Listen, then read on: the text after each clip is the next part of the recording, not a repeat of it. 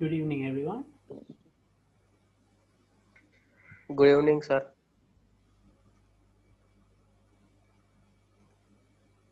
Please do not annotate.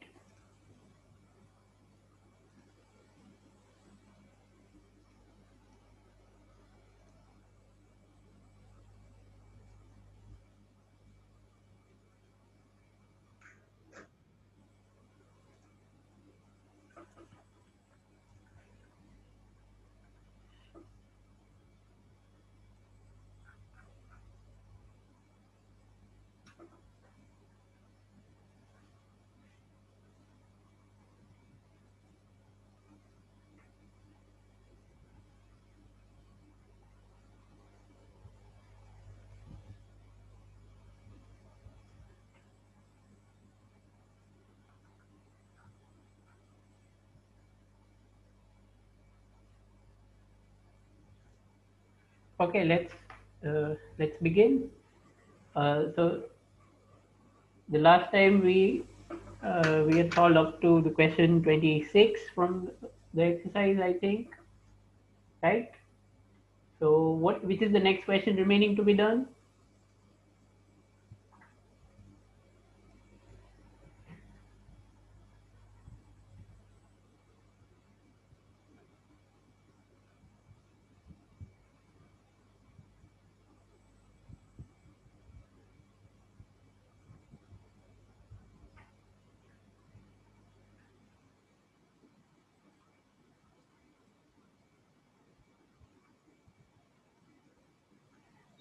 Which is the next question remaining to be done?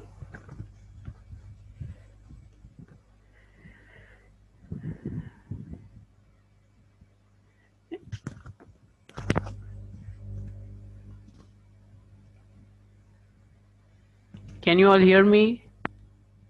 27. Okay.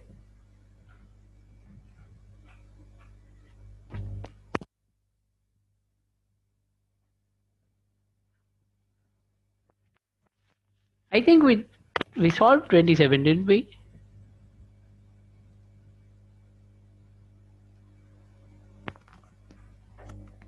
Okay, fine. Let's do it.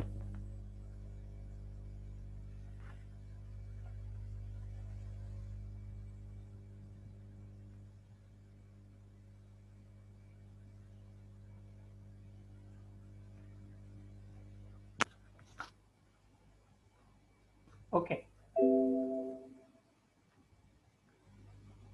So let's start with that. I hope all of you can see the screen. I would request all of you to please join on time. That would be better. If possible, please join on time so that we can get started. A lot of people are coming in even right now. Okay. In a certain region of space, the electric field is along the z direction throughout. Right? It's not given positive or negative z, so I'm assuming it's towards the positive z. Okay. Right? So let's say right hand side is the z direction, left hand side is minus z direction. The magnitude of electric field is, however, not constant but increases uniformly along the positive z direction at the rate of 10 raised to 5 Newton per coulomb per meter. Well, what does that mean? It means value or magnitude of E is not same everywhere. Right? The magnitude of E is not same everywhere. Right? As we go towards the right hand side, the value of E, the magnitude of E increases. Right? As we go towards the right hand side, the magnitude of E increases. Right? So that's why we can say that E is not uniform, right? So E is not uniform. Okay, right? So now If E is not uniform, how is E changing? That is given over here, right? It is given that E increases along the positive z direction at rate of 10 raised to 5 Newton per Coulomb per meter. That means delta E by delta z is 10 raised to 5 Newton per Coulomb per meter. Right? What that means is if you go from here to here and let's say this distance is 1 meter, then the electric field will increase. The electric field will increase, right, between these 2 points A and B, suppose, right? Okay, by this much, 10 raised to 5. So for every 1 meter that you go towards the right hand side, for every 1 meter towards the right hand side, the electric field will increase by 10 raised to 5. Okay, so that is given, right? Okay, what are the force and torque experienced by a system having a total dipole moment equal to 10 raised to minus 7 coulomb meter? So there is a dipole which has this dipole moment, and this dipole moment is in the negative z direction. So of course that means that there is a dipole which is like this, plus charge over here, sorry, yeah, plus charge over here and minus over here, right? So let's say minus over here, and we don't know what's the length of the dipole, but this is what the dipole is, right? And electric field the electric field is towards the right hand side, okay, but the dipole moment is towards the negative z axis. It is mentioned in the question, right? Dipole moment is towards the negative z direction, and the magnitude of that dipole moment is 10 raised to 7. Let me check that. Yeah, 10 raised to minus 7 coulomb meter, right? So this is what we know. And based on this, we have to find how much force is acting on that dipole and how much torque is acting on that dipole. Torque is going to be zero. That you can, I am sure, easily see based on the diagram as well, right? I just wrote it by mistake. Okay, so now let's find out force. See, this is an electric field over here. All the electric field lines are going towards the right hand side. Okay, it's not uniform, I know, I'm just drawing a rough sketch. All right, so there is electric field towards the right hand side. So we will draw FBD of dipole, right? So this is the FBD of dipole. Okay, so what does the FBD of dipole look like? Here is the positive charge, here is the negative charge. Let's draw the forces. So on the negative charge, of course the electric field is towards right side, so the force on the negative charge is opposite to that. So this is the direction of the force, right? And this force is towards the left hand side. Let's call it uh, F minus, okay, because it is the force on negative charge. Now just like that, there is a force on the positive charge because of the electric field, so that is going to be towards the right hand side, so that is F plus. So now if I want to find out net force on dipole,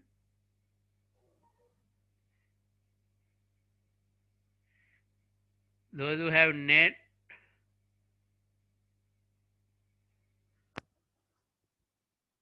excuse me just a moment, we are just going to stop for a while.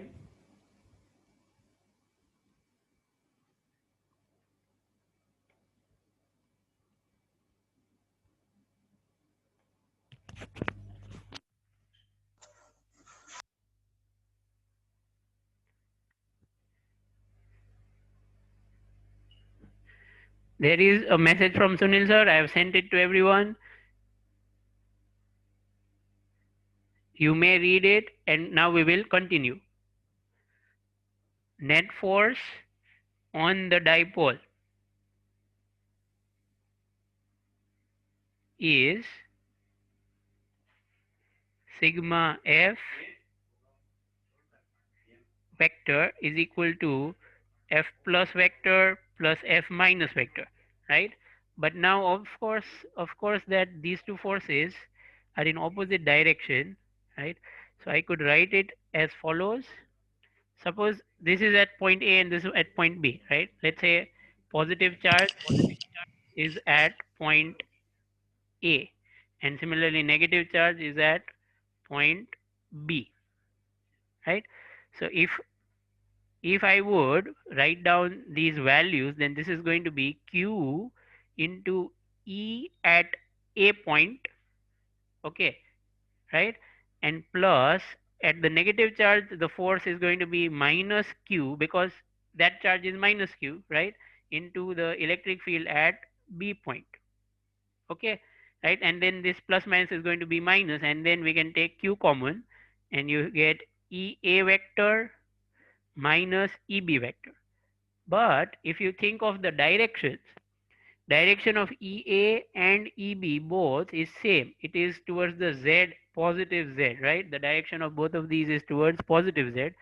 So I can only take magnitude, and I can then write K hat because the direction is K hat. Okay. Again, direction of EA vector and EB vector both is positive Z. It is mentioned in the question, right? The electric field is towards the positive Z. Okay. So now let's continue with the calculation, right? So this is what we have got, right? Again, it's like this, where here is point A and here is point B, right? So if you want to find EA minus EB, if you want to find EA minus EB, let's say this length is 2A, length of dipole, right? That's how we take it, right? Suppose the length of this dipole is 2A. So now EA minus EB upon 2A. EA minus EB upon 2A. See, this is delta E by delta Z is going to be minus 10 raised to 10 raised to 5, right? Because as you go from A to B, the electric field will increase. So EA minus EB should be negative, right? Again, we have used the information given to us in the question. The information is delta E by delta Z. That is, as you go by 1 meter towards the right hand side, the electric field will increase, right? So this value is 10 raised to 5. So we have used that. So EA minus EB is delta E divided by 2A is minus 10 raised to 5, because I hope you understand that EA is definitely less than EB, so this value should be negative, right? It cannot be positive. So if I use that here, this will become EA minus EB is equal to 2A into minus 10 raised to 5 K, right? Did you understand this step? Yes or no? Tell me, then I'll proceed.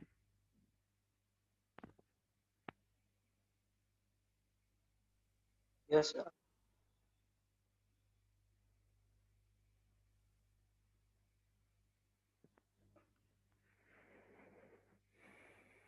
Okay, we multiplied this 2A on the right side. Okay, again, like I mentioned earlier, if we go 1 meter towards the right side, it's cross multiplication. 1 meter towards the right side, electric field will increase by 10 raised to 5, right?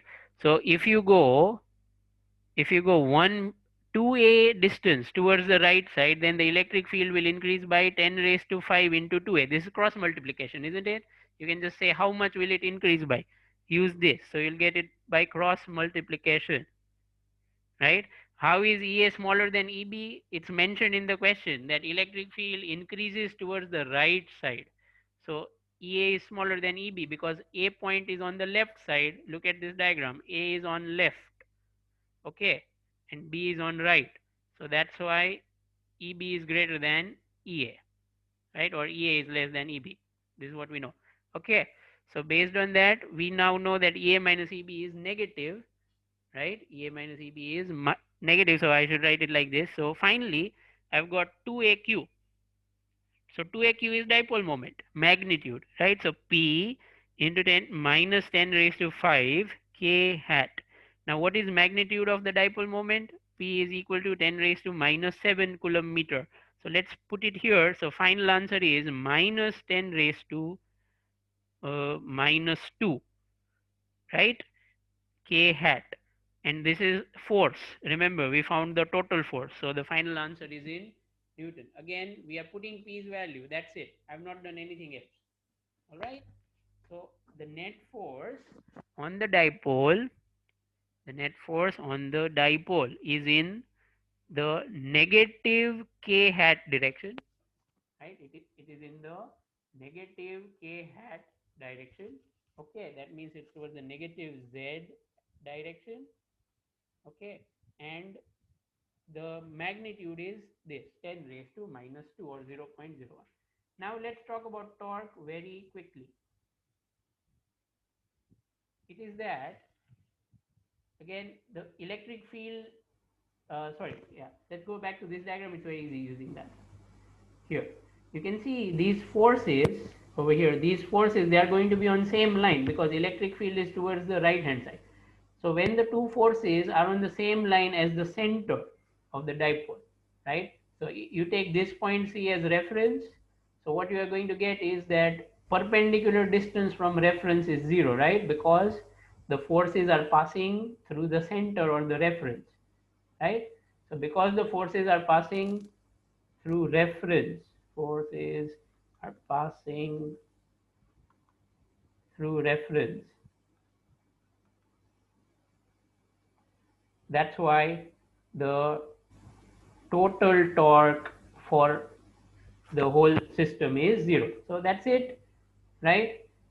Okay, so we have finished this problem. It was a slightly challenging one.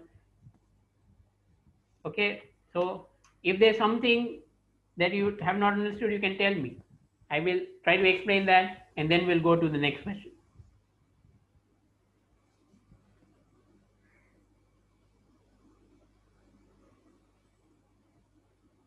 I'm giving you all 30 seconds. If there's something that is not clear to you, you can raise your hand and you can put it in the chat box. Okay. Yes, Shivangi, your question. Hurry up, come on.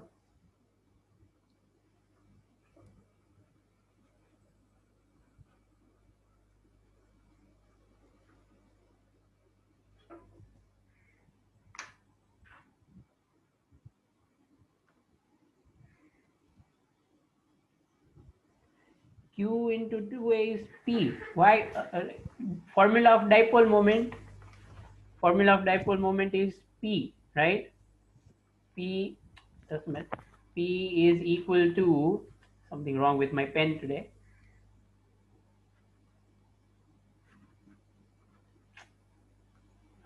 Yeah. P is equal to 2AQ, right? That's the formula of dipole moment, right? This is how you find dipole moment. Okay. So that is how you get P from there.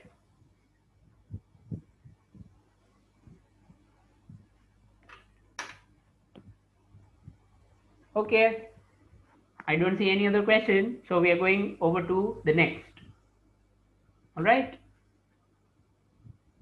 So I think we have not done 28, right?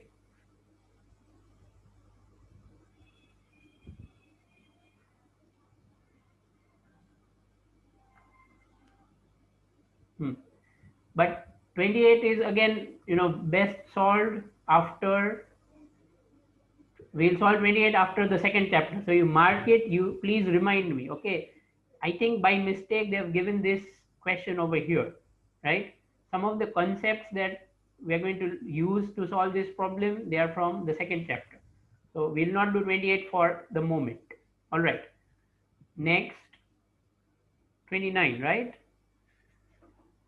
Okay, we have not done 29. I remember that. So we are going to do 29 now.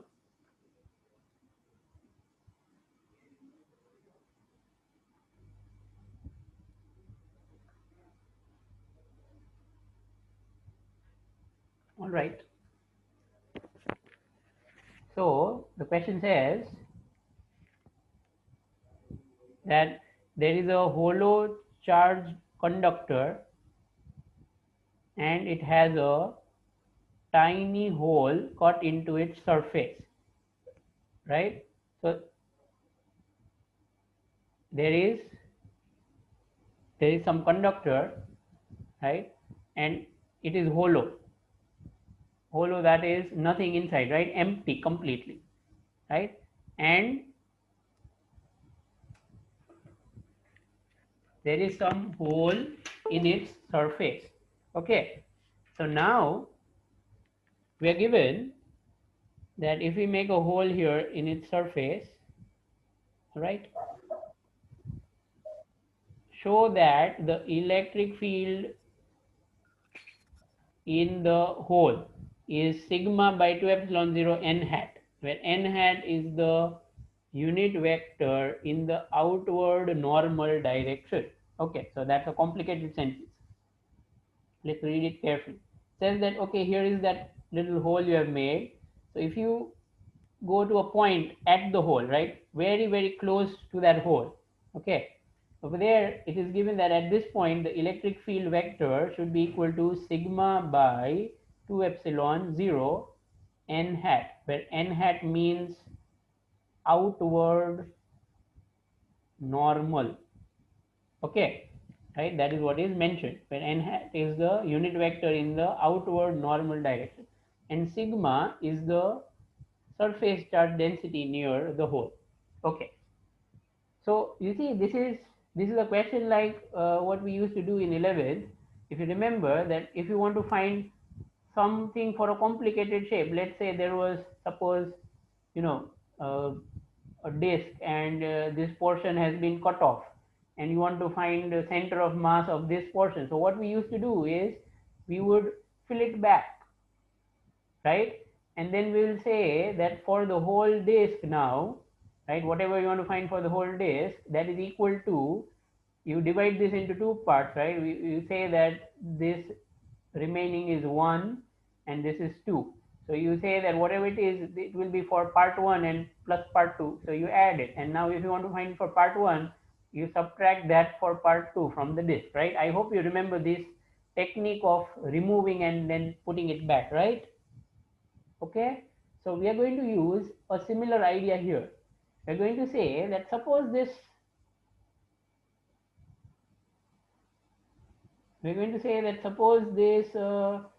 conductor, was complete, right, there is no hole. In that case, if you will think of one point very close to the surface but outside. Okay, so it's more like you have to zoom into it, right. So let's say this is the surface over there, and here is that point. Okay, let's call that point P, right. So this point is very close to the surface, right. Okay, so at this point, if you would consider the electric field due to this portion that we are going to cut off. Okay, so I'm saying the rest of the conductor is 1. I'm going to call the hole that we are going to make as 2, right, where we are going to make a hole, that is part 2. So together 1 plus 2 makes the whole conductor, right. Okay, so I'm going to say that electric field at P should be equal to electric field at P due to first part, and then added with electric field at P due to second part. Now over here, what happens is that because of the whole conductor, because of any conductor near its surface, if you are going to draw a Gaussian surface like this, oh, sorry, just a minute, I need to correct that. If you're going to draw a Gaussian surface so that it passes through that point P, okay, then what happens is that because the surface charge density is sigma, right, and you are taking a very small infinitesimal or as small as possible surface, Gaussian surface here, so what happens is that the electric field will come out perpendicular to this surface. So because of that, electric if you want to calculate what is the flux for this infinitesimal or very small Gaussian surface that we have drawn, then that's going to be sigma into A, that is charge enclosed in this portion of this Gaussian surface, right, divided by epsilon 0. So this is flux for that Gaussian surface using the Gauss law. Okay, this is by using the Gauss law. But then this is going to be equal to, over here at this point P outside, whatever is the electric field at EP multiplied by the area into cos 0, because what happens is if you take an infinitesimal surface, then this Gaussian surface, the Gaussian cylinder is such that this flat surface of that cylinder, this one, right, it will have an area vector like this, right, ds if you want to call it, and then the conductor electric field near this conductor is also coming out in the same direction, right, because we are taking an infinitesimal part of this large conductor. All right, okay, we are taking an infinitesimal part, so everything else is large, so that's why the electric field at that point, at the point P, is also going to be in the same direction. So instead of theta, I'm going to put 0 over here, right? But what about the point that is on the inside? Suppose you talk about a point, let's say Q over here on the inside. Then over there, the electric field is going to be 0. I'm saying that the electric field at Q is 0. Well, there are two ways to explain. One, first is that it is inside the hollow sphere or hollow conductor, right? I hope you remember that inside a hollow sphere, inside a shell, we got that the electric field is 0 at every point, right? So that is happening because of the fact that charge is only on the surface, right? There is no charge anywhere inside. Charge is only on the surface. So because of that, you are getting EQ equal to 0. But even for EQ, right? Even for EQ, you can write it, you can distribute or divide this into two parts. That is electric field at Q due to the remaining, that is 1, okay, like I did here, rest, and electric field at Q due to 2. So that is written like this. So if I try to now add the flux over here in the Gauss law, if I try to add the flux for this surface, for the left hand surface, this one, the problem is here is the point Q, right? But at that point Q, the electric field is 0. So if it is 0, obviously there is no flux, right? I hope everyone gets it, right? No electric field, so no flux, right? So this gives me ultimately that EP. Look at this relation, look at this value, you get EP is equal to sigma by epsilon 0, right? Okay, now this is where the key thing comes in, right? So what we have derived is close to the surface, close to the surface, that is outwards, or sorry, on the outside, close to the surface but on the outside, the electric field is sigma by epsilon 0, right? But if you take a point Q close to the surface but on the inside, that is at Q, the electric field is 0, right? I'll repeat, close to the surface on the outside, that is at the point P, the electric field is sigma by epsilon 0 as we have derived here, right? You can cancel this A with this A and you're going to get EP is equal to sigma by epsilon 0. But close to the surface inside it is 0. Now if you combine these two relations with this equation, number 1, and with this equation, number 2, right? Okay, so you can say that because P and Q are extremely close, right, the magnitudes of electric field are going to be equal, right? So when you actually consider these two relations, the magnitudes of electric field are just the same because those 2 points are very close to each other. So because of that, what is happening is that at the point P, two electric fields, EP1 and EP2, both are in same direction and added, and you get this as the result. But at the point Q, one electric field due to the rest of the material or rest of the conductor is towards the right side, but the electric field due to the hole will be towards the left side. That is cancelled. I'll repeat what I've said. I'm saying that if you look at this diagram, right? Okay, what is happening is the conductor, I'm drawing it over here. The conductor is over here, right, in between. So at this point, due to this small portion, due to the small hole where you're going to make that hole, the electric field due to that portion is going to be towards the left side. So that is EQ2, right? But the electric field due to remaining conductor is towards the right side, that is EQ1. So these two, EQ2 and EQ1, they are cancelling each other. Whereas at this point P, what is happening is that both these electric fields, they are in the same direction. Electric fields are in the same direction and they are getting added. So that's why you're getting sigma by epsilon 0. So if you realize it, it's actually like this. A plus B, that is when you add, you are getting sigma by epsilon 0. But when you subtract, when they are in opposite direction, when you subtract, you are getting you are getting 0, right? Again, the two electric fields are added, so you get sigma by epsilon 0. But two electric fields are opposite, so they cancel each other, so you get this equation. So based on this, you can easily say that A is going to be sigma by 2 epsilon 0, right? You can easily solve these equations, right? So what this means is that the electric field A means one of the two that we are adding, right? So I can take this to be EQ1 or EQ2. The magnitude is same, right? Or EP1. I could also take it to be EP2, or I can take it to be EQ2, whichever I want, really, it doesn't matter, right?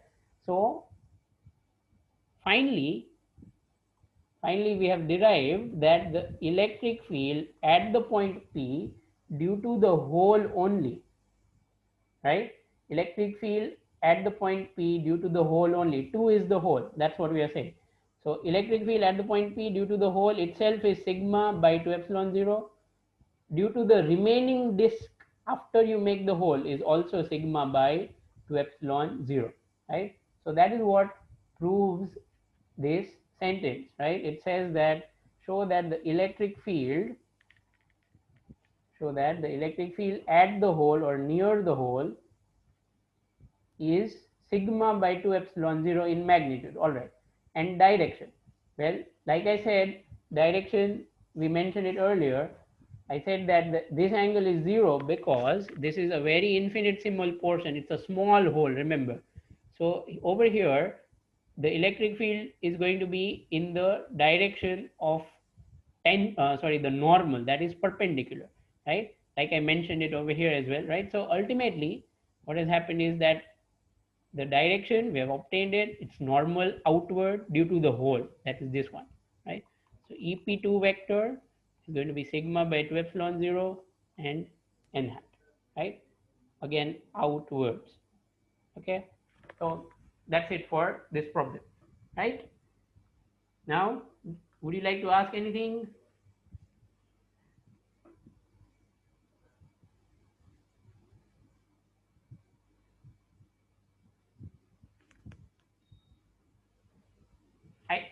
I guess this was a tough one.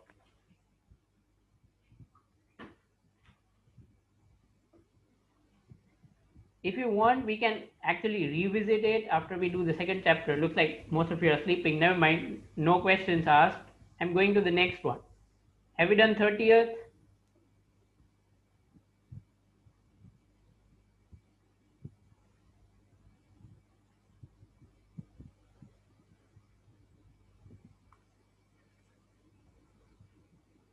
We have done the 30th. Okay. I asked you to do 31 on your own, I think, right? So I hope you have finished it,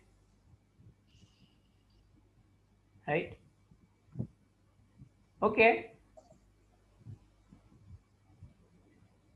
All of you are, all of you can send a message to me, right? And it's private, nobody else will know. Tell me honestly, how many of you understood 29? Come on, let's see. Tell me honestly, how many of you understood 29? Yes or no? Did you understood 29? Sorry, sir, my net pack is what? No. Okay, yes, no, yes, no.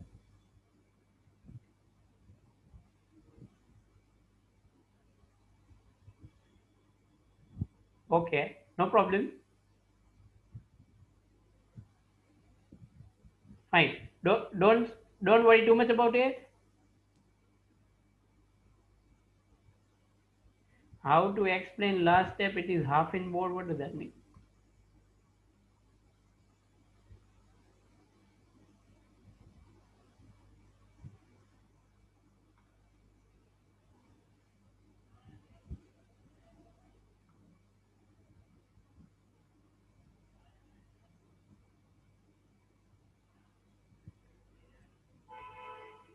Sigma by 2 epsilon 0. Okay. Never mind. I think once we finish the second chapter, you will obviously have some, more idea about how conductors behave. I see many of you gave an answer no. So if you didn't understand, don't worry about it too much, right? After we will finish the second chapter, you'll get a much better idea about what conductors are, what they do, right? So then I think you'll have a better chance, right? Okay, so for the while we will go to the next question, right? So 31 is done, 30 is done. Okay.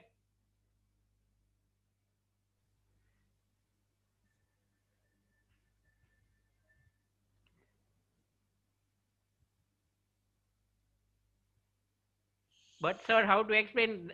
I can only explain it to you if you are capable to understand, Chaitya, right? If you say how to explain, then that's not going to help, right? Because you have not understood, you cannot explain, right? So give it some time. We'll try it again in the second chapter, right? In fact, there is a property that we are going to talk about in the second chapter as well, right? Okay, we go to next question, that is 32, right?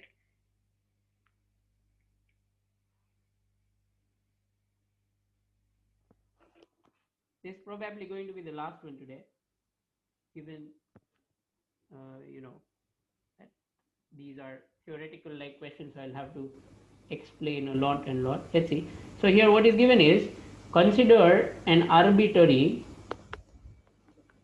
means random, could be anything, okay, could be anything, right? Any kind, all right, random. So consider an arbitrary electrostatic field configuration. So it could be any kind of field.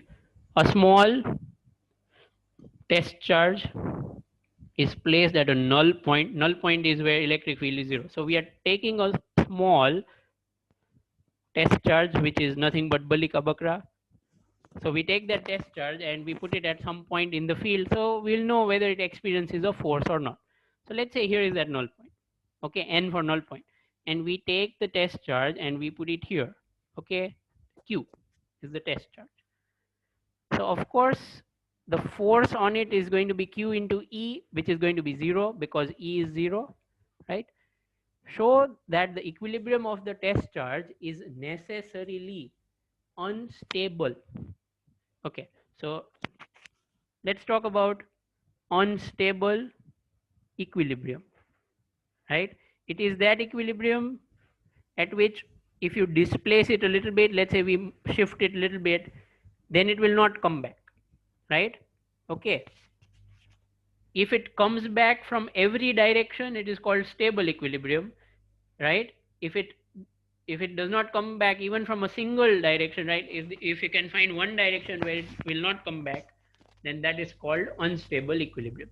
So we have to prove that this equilibrium or this null point is unstable equilibrium, right? Not stable. Let's see. Okay,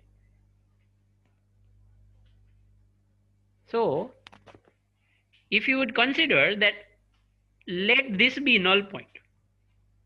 Okay, suppose this point n is actually a null point.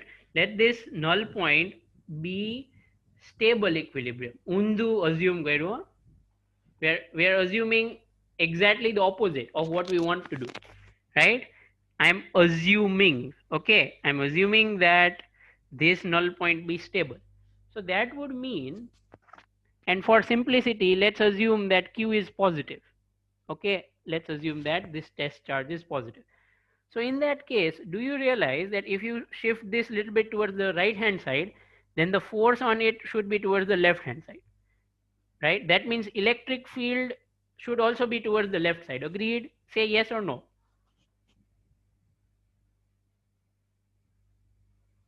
I'm waiting.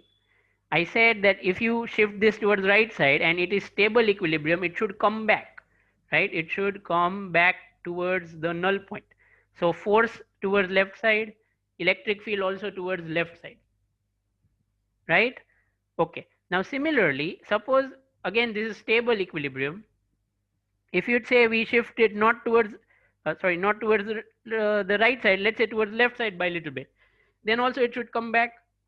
So electric field should be towards left side over here.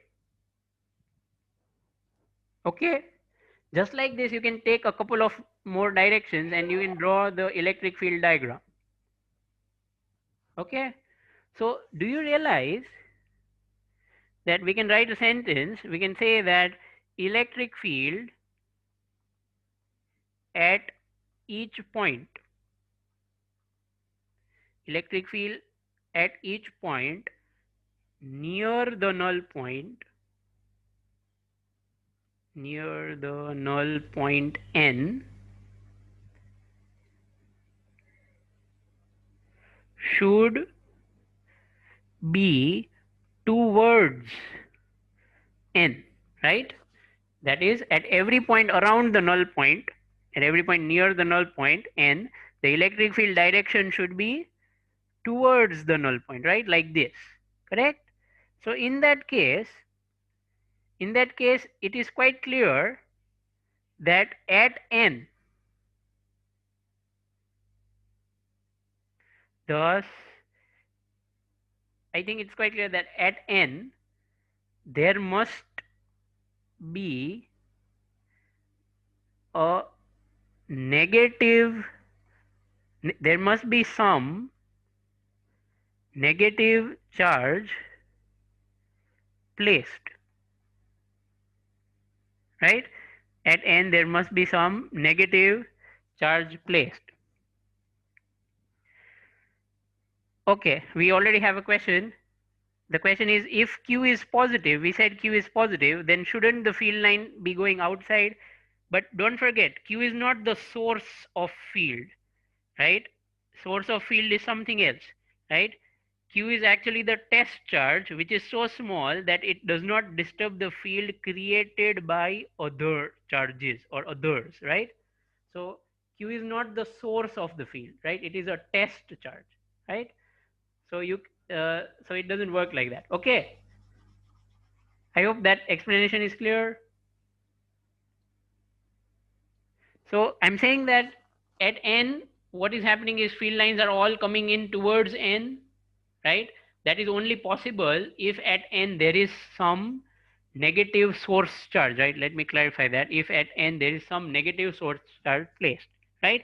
But this is contradiction. See, do you think that close to, do you think that so close to any point charge, close to any point charge, field should be infinite, right? It should be infinite, not zero. You understand what I'm saying? Right? Close to any point, field, electric field is infinite. Why? Think of a point charge. Think of electric field formula of point charge. What is the formula of electric field for a point charge? K Q by R square. So if you are taking a point very close to any point charge, the value of R is very close to zero. So the value of E should be infinite, right? But here it is assumed, we assumed that this is a null point. Null point means electric field is zero. So this is wrong, isn't it?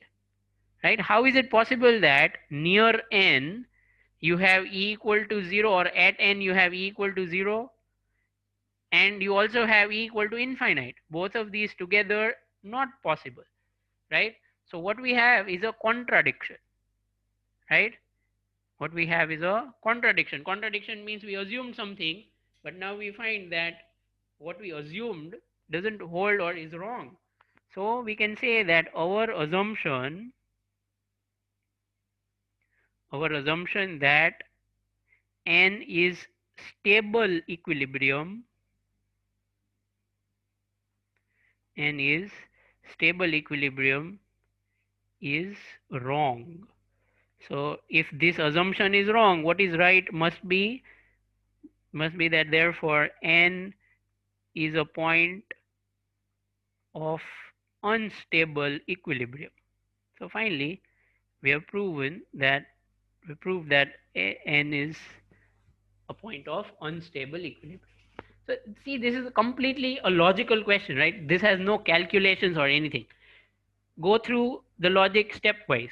First we assume that, suppose we move this point charge q, let's say it was positive, right? Let's say q was positive and we move it towards the right side, then electric field should be towards left side, so it will come back. If you move it towards left side, then it should come back, so electric field should be towards the right side. So like this, at every point the electric field points inwards. So if you look at this diagram, it's quite clear that here there should be some negative charge.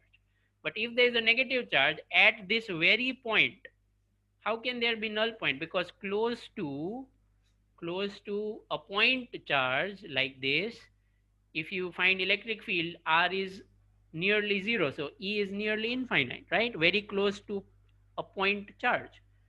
So ultimately, we are getting that, we assume that E is zero, we assume it's a null point, but now we are getting that electric field is infinite. So that's why we have a contradiction, means we are getting two opposite things, right?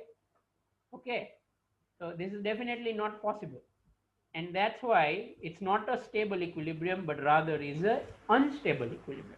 You can actually do the same thing even if you take the test charge to be negative, right? You'll get a similar relation, but instead of getting a negative charge at this point, you'd get a positive charge at that point, right? So that's the part A of this question. Now see, we are not going to do B today because we don't have enough time. So I'll wait for your questions. You can ask me questions based on based on this 32A, right? If you'd like me to explain something again, ask a question quickly. Come on, hurry up, people, because we'll have to stop at 5. Make it fast.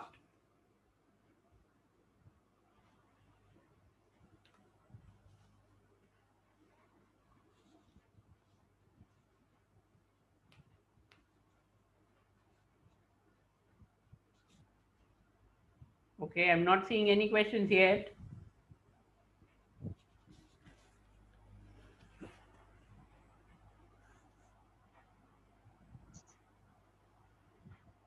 All right, I'm going to assume there are no questions. Is that okay? Last chance. Anyone wants to ask a question?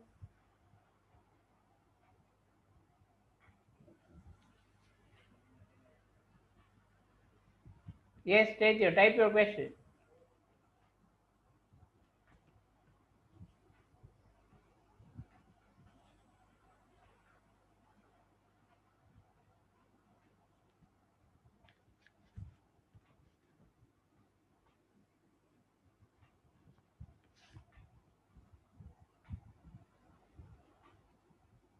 Type your question fast.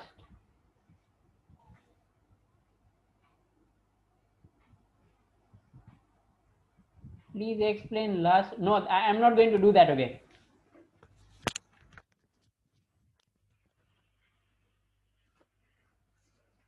If I'll do that, I'll have to do it for everyone, Chaitya. I hope you realize each one of us has some connection problems sometime or the other, right? You cannot escape that. Okay. Priyansh, your question. Like I said yesterday, we are going to start with you. Come on. Type your question. Hurry up. Solve Thagyo. Okay, fine. No problem. Okay, Darshi has typed something. Do test charge always have unstable equilibrium?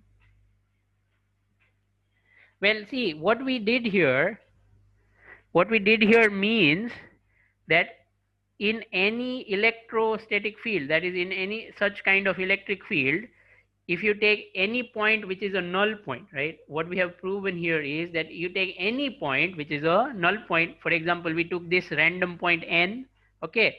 Then it is not possible that it is stable, right? It is always going to be that such null points are unstable. Yes. So what you are saying is that that's true, right? In such electric fields, all in such electric field, all null points or all equilibrium points are unstable, right? Okay. right? That's what we have proven. Others, do you have questions? You have 2 minutes. You can ask any doubts, no problem. You have 2 minutes. Hurry up.